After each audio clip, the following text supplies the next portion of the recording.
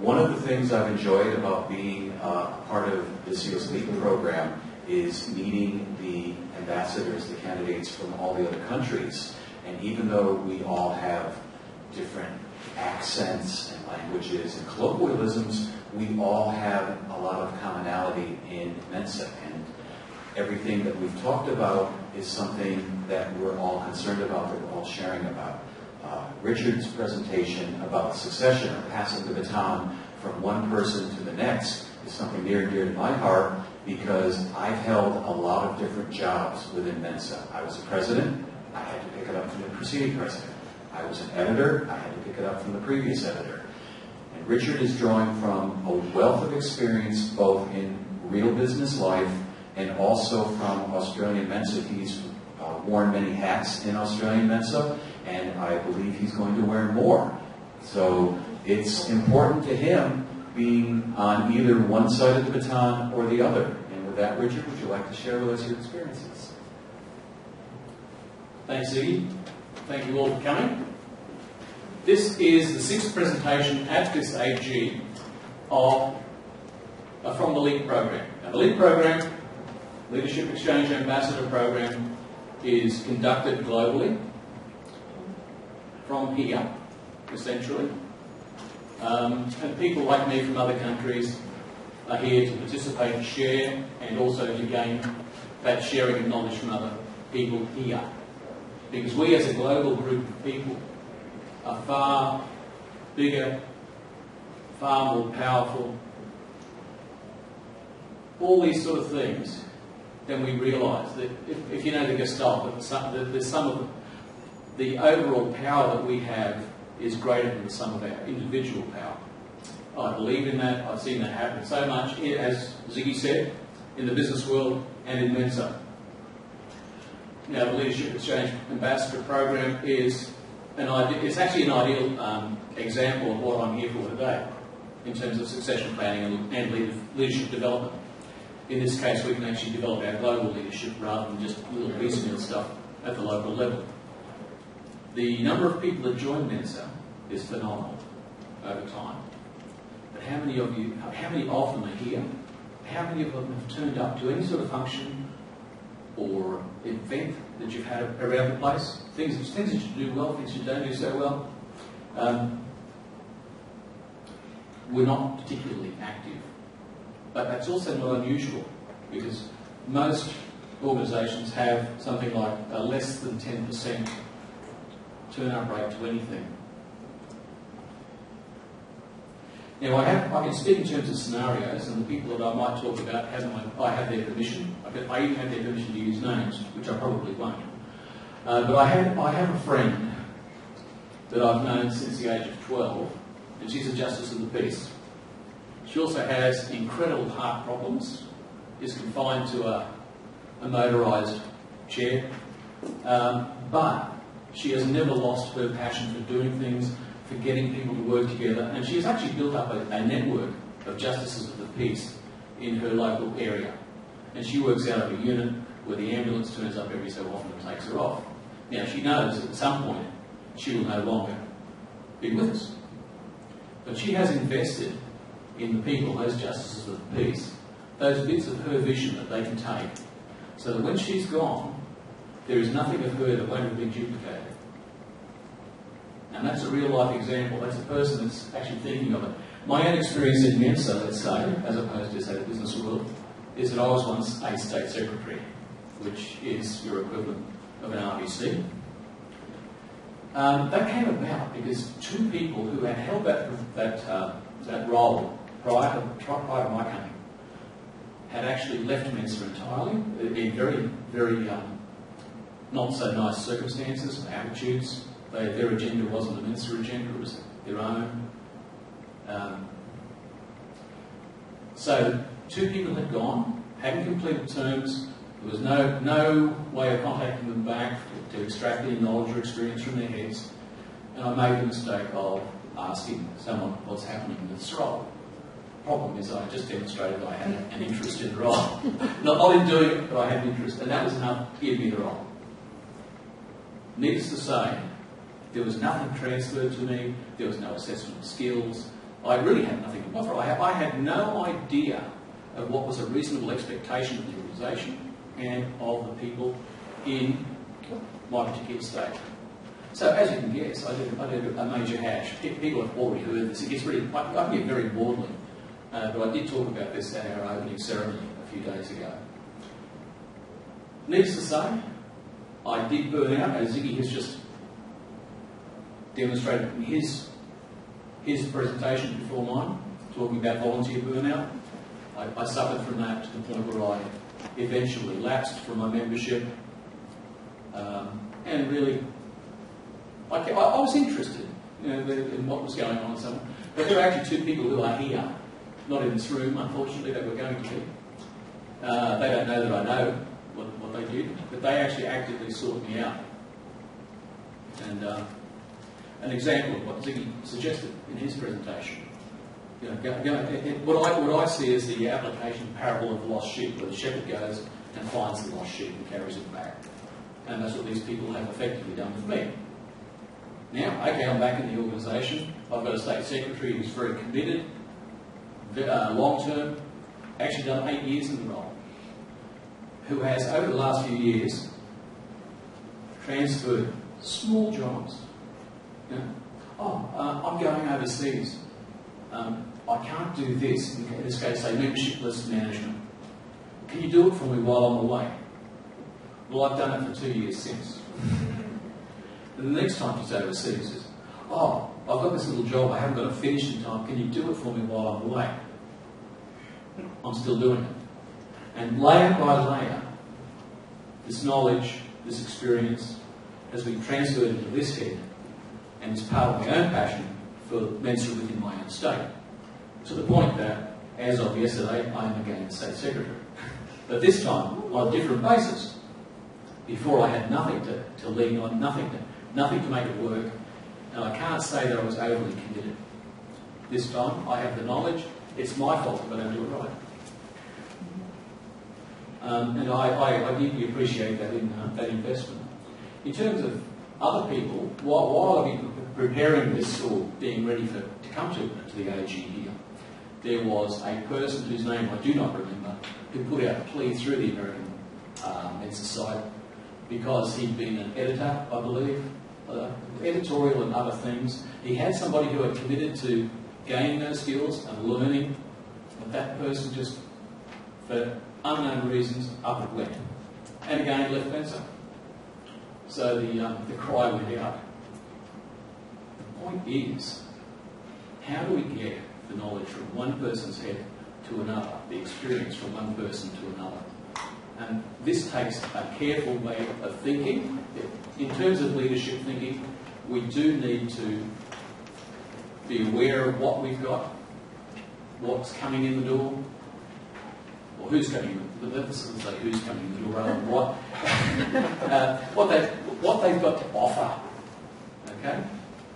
And we've got to be able to build that way of thinking that there are people out there that will eventually be able to do what I can do. But wrong way, let's go back. We also have hypothetical cases, the hobbit. I think we've all seen the person that likes to hold on to a job because it's been mine.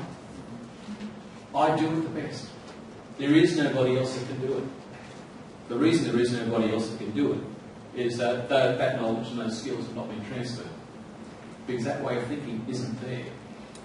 Personal agendas can be very, very disruptive and blocking. Do you know what dummy spit is? Is that part of your culture? What is it? No, Okay. blank. They don't know what a dummy is. Exactly, that's what I was thinking. Suda.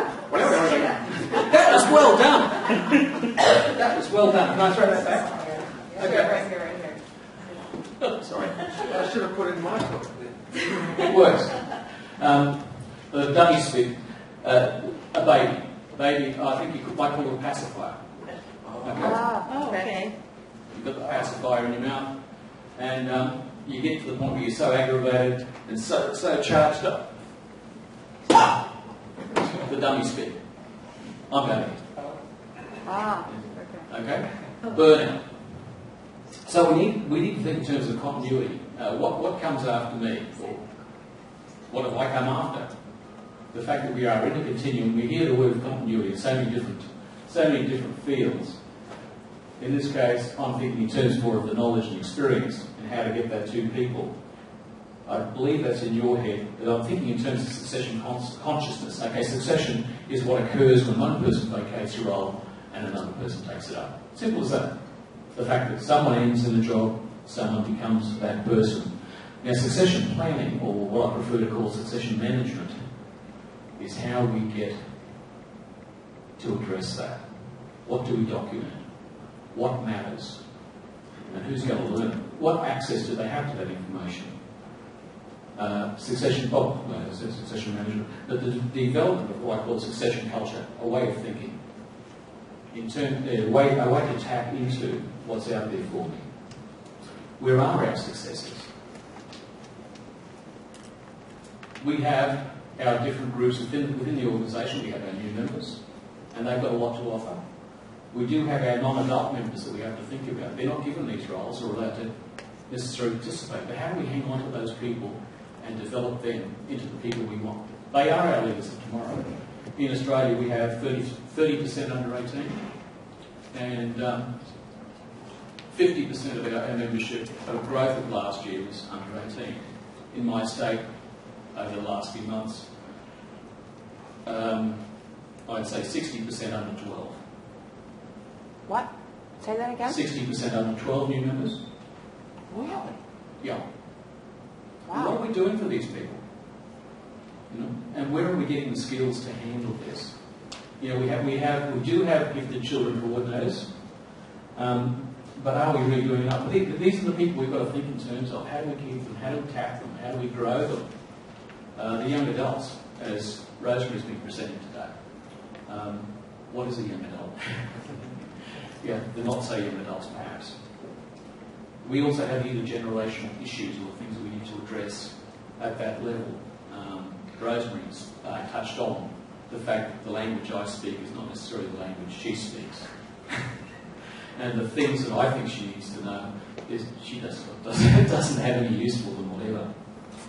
We do have those communications issues that we need to overcome. And in most cases, the leaders of tomorrow are already among us. Are we tapping them?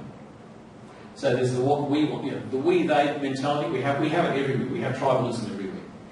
We, they. Now, on the we side, here, as the leaders in Mensa, the people growing in Mensa,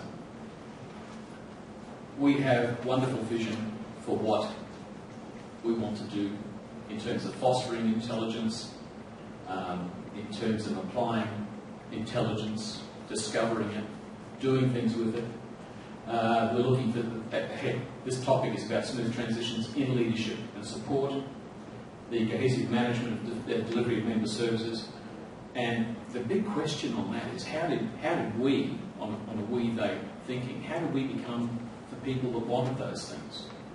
Because when we were the they under the line there. The thing is, why did we join Mensa? Why do people join Mensa? And from there, what happens if they don't find it? Well, I think we know. We're pretty much a revolving door organisation. They come in, they go out. I actually have, I didn't speak to an example in my young adult Mensa 41-year-old. He actually joined in November of last year from one of our tests. Came to every event locally that he could find that we were promoting. Didn't find any of his peers. Because those of us who were coming to those were the same faces. You know, everywhere he went, he saw me. And a few people like me. Even older than me. I mean, you know, this is getting on. But Luke couldn't find somebody to relate to in that same sense. We got on, and that's fine, but he wanted the company of people who had a lot of more commonality than just the fact that we're in the top 2%. And what he was wanting from Mensa was not to foster intelligence worldwide. He just wanted to find somebody that he could talk to and who understood how he felt about things. And that's what he wanted.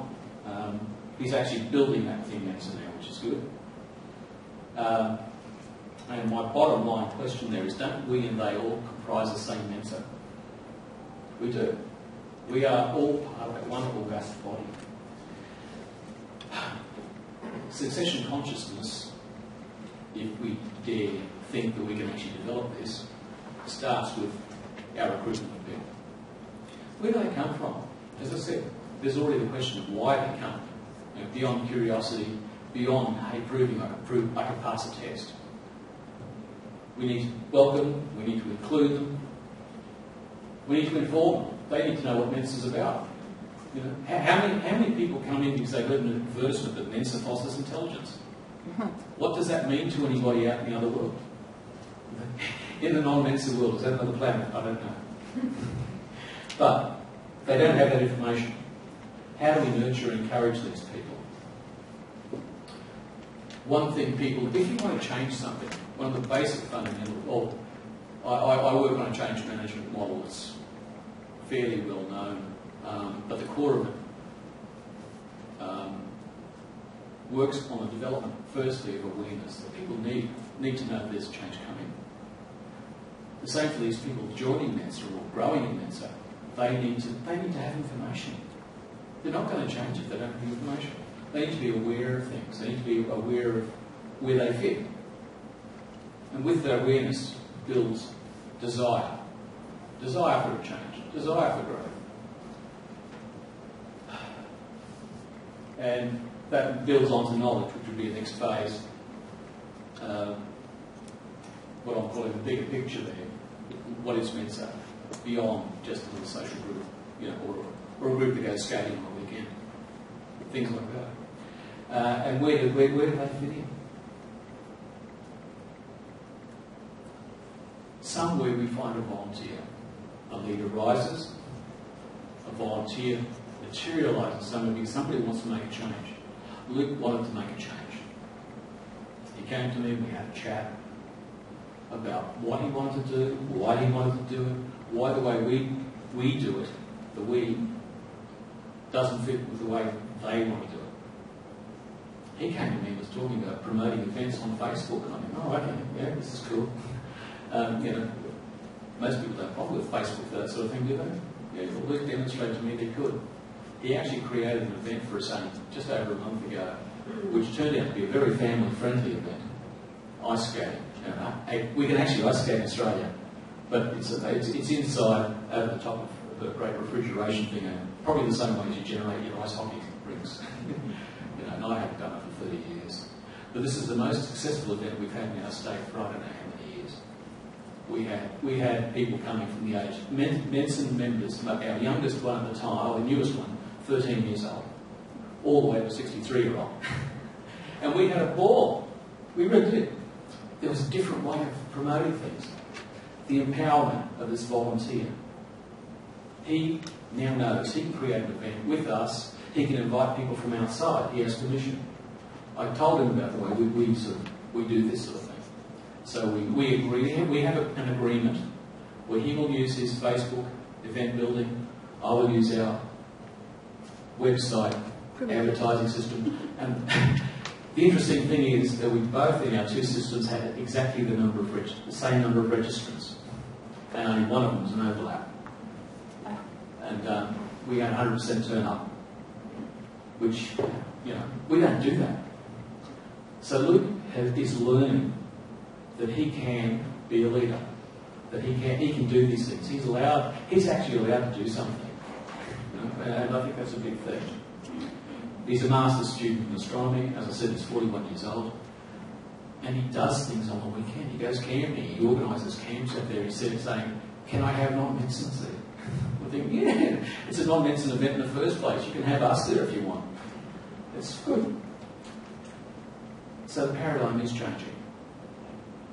Probably not before time. I'm getting older. The other people, my peers, are getting older. And we have no right to dictate or dominate how things are done. But we have a number of threats. As I said, we have the revolving door thing that's happening. It happens everywhere. It happens in all sorts of organisations. There are the people who just had to prove they could do it. And they are fully satisfied for the rest of their lives they passed a Mensa test. We don't see them as members necessarily, or we do, and we see them for the short time. We also have the loss of key members, death, whatever. We need to be ready for these things, the disenchantment that comes with burnout, and the apathy and inertia. Not only apathy and inertia in, say, what we might call the general member level, but apathy and inertia in our own older leadership. Inertia, what I called before the hobbit of a role, is as much a threat to us as a general apathy. And we have to deal with that. In doing so, we need to know what the essence of what the role, a role might entail. What is it that really needs to be done? Because it doesn't matter what job you give a person, they will add something new to it, which is the essence of themselves. Both the job and themselves become something bigger. Now, that doesn't mean we need to duplicate something bigger necessarily. There are key things that we need to do to run this organisation, that we need to do or to run certain events that will become popular. If the person that has been running them or organising them becomes unavailable again, for whatever reason. I mean, people go study, people have families, all these things happen. Life changes people's circumstances, it changes their priorities, and quite frankly, we have to be flexible enough to accommodate that. Now, I don't know whether you have examples yourself of that sort of thing, but I would love to talk about it if I could. In Australia, Kimberly, our national chairman, is actually documenting a lot of our key stuff in terms of the senior roles. What I would love to see is that we develop a culture where that sort of thing happens as part of the way we conduct our day-to-day operation. You know, if we could think of spontaneous events as part of an operation. It is, because Luke's actually built another one. When I go back, I've got 1 week and I'm going to do his next event, which is also a family-friendly event to which non-Mensa guests are very, very welcome. In fact, we're probably giving them a priority. Mentoring. We've heard the word mentor. Now, does everyone understand the origin of the word mentor? It goes back to Greek mythology, or Greek writings. I don't know if you've ever read Homer's Odyssey. Anybody read Homer's Odyssey? Yeah. Ah, good. Well, you probably know about mentor. Seen the movie. You've seen? Oh, yes, sir. Okay. Yeah, well, okay. We have Ulysses, the great general going off to the Trojan War. We have Telemachus, his son. And then we have this old guy called Mentor. Now, Mentor and Telemachus' uncle were set up to look after him while Ulysses was away. And Mentor just happened to be a very informal old man who would tutor, who would impart wisdom, just develop Telemachus to the point where he became a very powerful person in himself, in the way he conducted himself, the fact that the influence of other people wasn't necessarily going to swamp him. And this was what Mentor taught him. Now that's become a verb now. As of about 1699, some French guy, Francois, whatever, wrote a book where mentoring became an actual process by name. Now we've been running with the LEAP program, we've been running a boiler room pretty much on leadership over the last 2 days. First over in the garden salon, now this one. Now, if you've been able to see several of those presentations, or even if you've been able to see all of them, you will know one thing: they all work together.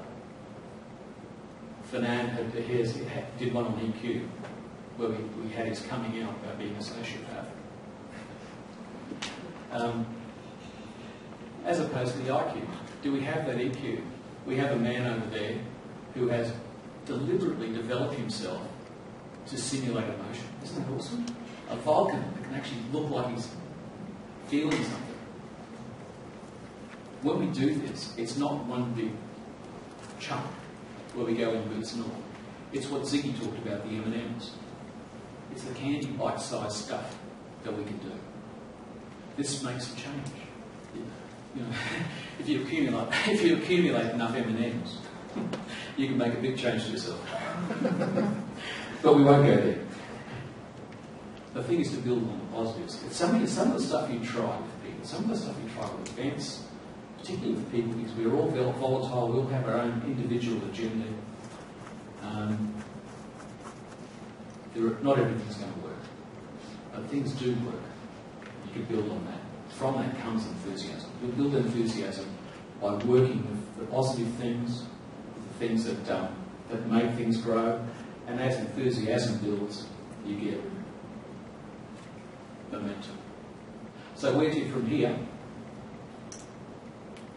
My question to you is, what do you need? Do you have any ideas? Do you have examples? Or do you have things that you need to think through in terms of giving up what you're doing when it comes to time for you to give it up? For whatever reason. Health, you've got new studies, you've got family, whatever. Have you thought how you will move what's in your head and in your heart into the heads and hearts of other people?